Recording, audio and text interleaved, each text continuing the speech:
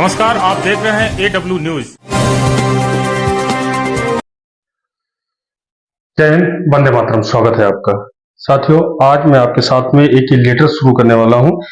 जैसा कि आपने थंबनेल में देखा, गुड न्यूज, सैनिकों, पूर्व सैनिकों के लिए न्यू पॉलिसी NEP 2020 लागू 2023-24।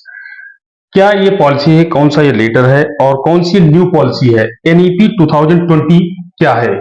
कौन सी योजना ये नई शुरू की गई है और ये 2023-24 को लागू हो रही है?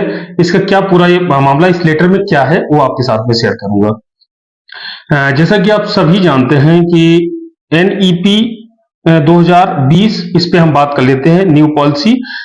इसमें आपने देखा है कि 2020 को एक लेटर का इसमें भी जिक्र किया गया, 17 जुलाई 2018 का, और इस लेटर में NEP 2020 का जिक्र किया गया है। NEP 2020 का मतलब क्या है कि जैसा कि हम जब पहले क्या होता, हम अपने बच्चों का जो ये चिल्ड्रन एजुकेशन अलाउंस से रिलेटेड ये लेटर है पूरा, इस पे हम बात करेंगे।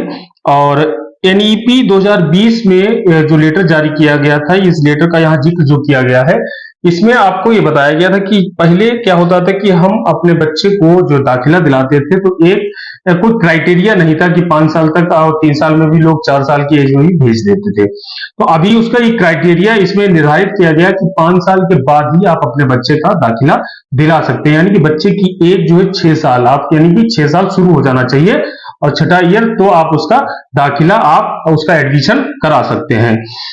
उसी के मुताबिक फिर आपको CA ग्रांट यहाँ पे किया जाता है।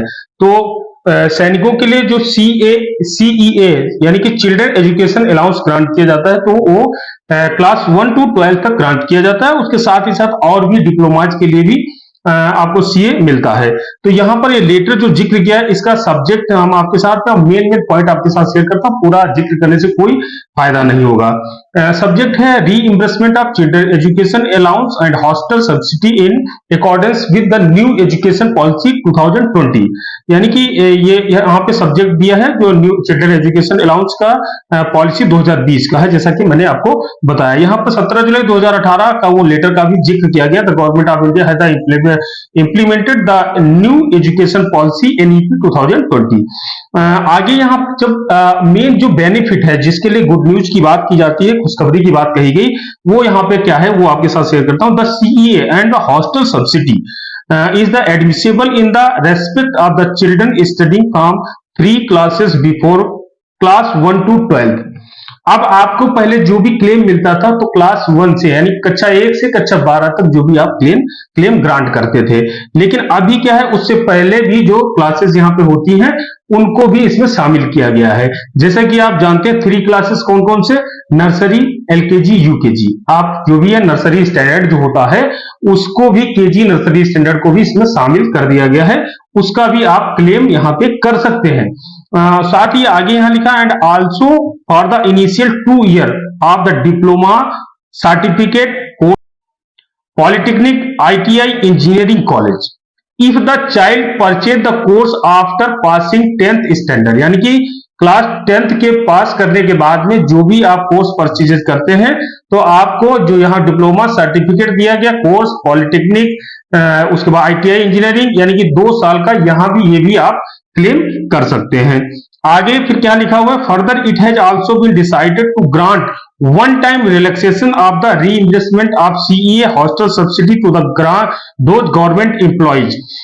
ये जो वन टाइम रिलैक्सेशन का बात कही गई है, ये इसके लिए कहा गया है कि जैसे कि जो ये पॉलिसी जब लागू की गई NEP 2020, यानी कि NEP 2020, यानी कि 2020 जो ये पॉलिसी यहाँ पे दी गई है, तो इसमें जो आपके बच्चे को जो 5 से क्लास 6 में 5 साल की एज यानी 6 साल में आपको दाखिला दिलाना है, तो क्या होता है कि जो गार्जियन आपने पहले भी 5 साल की एज में अपने बच्चे का दाखिला दिला दिया है और ये पॉलिसी लागू हुई है उसके बाद में, तो आप उसका भी क्लेम यहाँ पे कर सकते हैं। ये यहाँ पर 1 साल का वो आपको दिया गया, यानी कि आपको अगर इसकी वजह से आपने पहले दाखिला कराया, क्लास 1 बच्चा कर चुका था और 6 साल की एज में दोबारा आपको क्लास 1 करवाना पड़ा है इस पॉलिसी की वजह से, तो उसका क्लेम आप कर सकते हैं।